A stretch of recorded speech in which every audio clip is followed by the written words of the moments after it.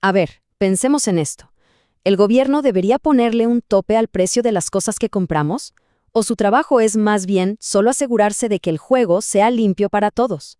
Bueno, esa pregunta, esa tensión es justo el corazón del debate sobre el intervencionismo.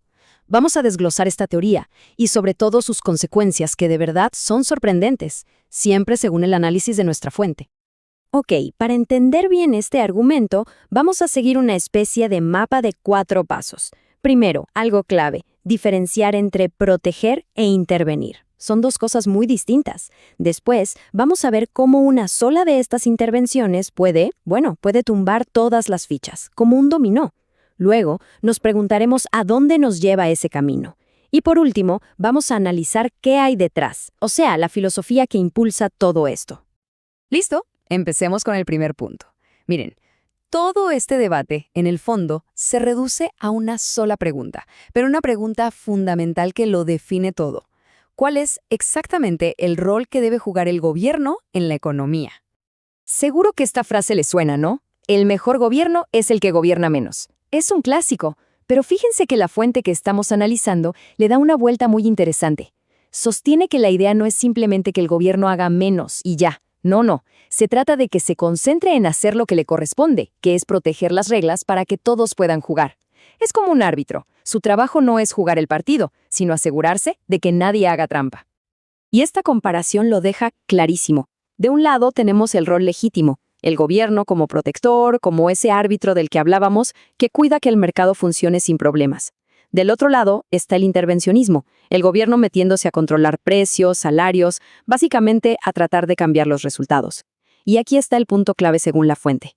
Cuando el gobierno interviene, al final del día, lo que hace es quitarle el poder de decisión al consumidor. Entonces, para que quede súper claro, el intervencionismo no es, por ejemplo, tener policía en las calles. Eso es protección, es parte del rol legítimo. Intervencionismo es cuando el gobierno, por decreto, decide cuál es el precio justo de la leche, por decir algo. Y al hacer eso, está ignorando la señal más importante que existe en una economía, las decisiones de millones y millones de personas que están comprando y vendiendo todos los días. Y la fuente usa una analogía que la verdad es buenísima. Compara al gobierno con la gasolina. Piénsenlo, la gasolina es súper útil, ¿verdad? Esencial para que el coche ande. Pero a nadie se le ocurriría bebérsela. Sería un desastre total.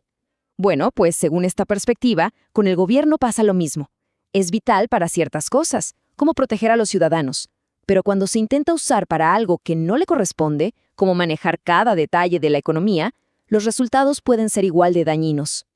Muy bien, ahora vamos a la parte central del argumento. ¿Cómo funciona esto en la práctica? Porque la tesis aquí es muy fuerte.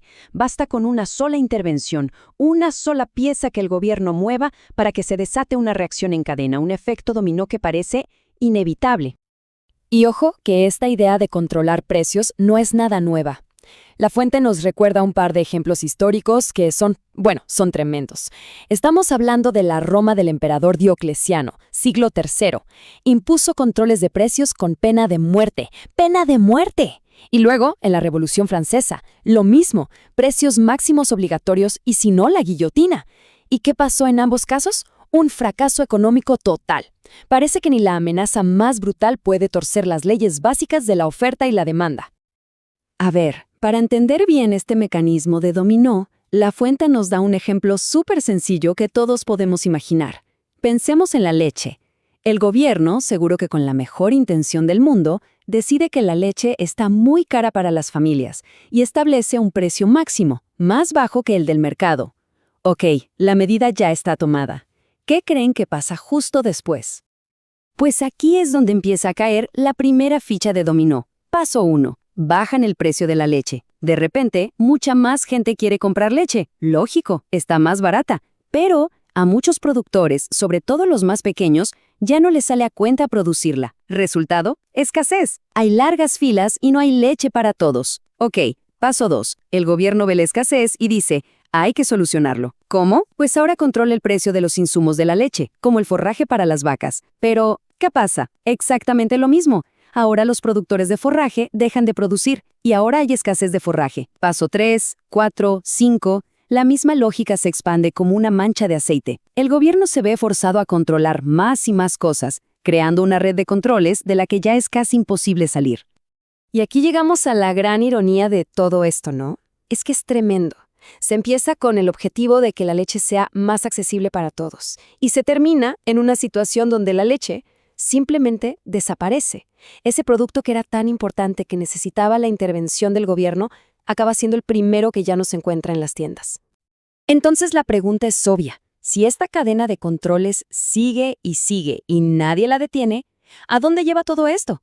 ¿Cuál es la última parada de este tren? Bueno, la fuente es muy directa sobre cuál es el destino final. Pues según este argumento, cuando el gobierno ya ha puesto bajo su control todos los precios, todos los salarios, todas las tasas de interés, básicamente cuando controla toda la economía, se ha llegado al socialismo. Ya no son las personas las que deciden con sus compras y ventas, sino que es una autoridad central la que planifica todo desde arriba.